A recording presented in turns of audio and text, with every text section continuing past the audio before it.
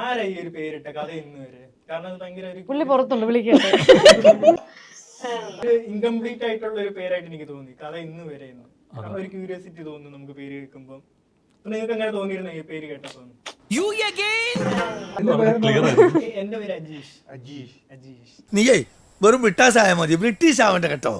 അപ്പൊ ഇത് ആരുടെങ്കിലും കഥ പറയുന്നോണ്ടാണോ കഥ ഇന്ന് വരെ എന്നുള്ളൊരു? സിനിമയാകുമ്പോ കഥയാണല്ലോ പറയുന്നത്. ഷാജി ചേട്ടാ, ഇവിടെ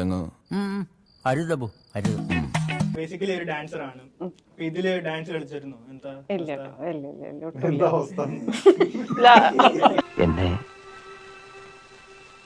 കൊല്ലാതിരിക്കാൻ പറ്റുമോ? ഞാൻ മാക്സിമം ഫണ്ണാക്കാൻ നോക്കുന്നു. അയ്യോ കഷ്ടമായി പോയി. ഇങ്ങനെ ഒരു ഇത്രയും വലിയൊരു ആർട്ടിസ്റ്റിനെ കിട്ടുമ്പോൾ നമ്മൾ എന്തെങ്കിലും രീതിയിൽ ഒന്ന് സിനിമയിൽ പ്രയോഗിക്കേണ്ട.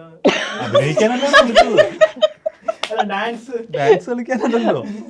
അല്ലെങ്കിലും സ്റ്റേജ് പ്രോഗ്രാം അല്ല ബുക്ക് ചെയ്തത്. ഞാൻ അറിയാൻ ചെയ്യേണ്ടത്.